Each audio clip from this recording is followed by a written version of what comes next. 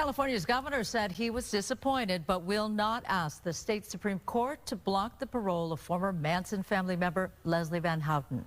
That means, according to her attorney, she could be freed in a couple of weeks. Leslie Van Houten was 19 when Charles Manson ordered her and other members of the Manson family to kill Lino LaBianca and his wife Rosemary. 21 times she went before the parole board but was denied. Her attorney says Van Houten did the work to really understand how she could do what she did. Not blaming it on Manson, not blaming it on the cult, not blaming it on her youth, but taking responsibility. And the reason why that's important is with that comes the sense of guilt. 5 times the parole board granted her release, but Governor Brown and more recently Governor Newsom blocked it.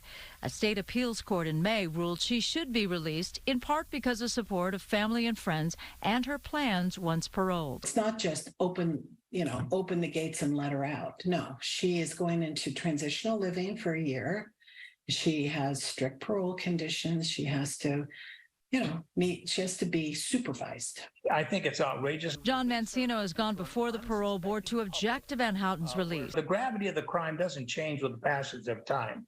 So those crimes were some of the most heinous crimes ever perpetrated in this country. He is not impressed with Van Houten's rehabilitation efforts. What kind of message are we sending when we release somebody that perpetrated the kinds of heinous crimes that she did back into society? Because it's not mob rule and it's not emotion. Nancy Tatro explains Van Houten was sentenced to an indeterminate life sentence, allowing for possibility of parole. That the standard for parole eligibility in murder cases, which is extremely high, that if you meet that, then you are deemed no longer a risk of danger. In other words, no longer capable of murder.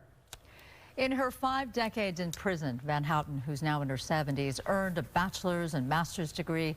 She also stayed clean and sober, also a condition of her parole.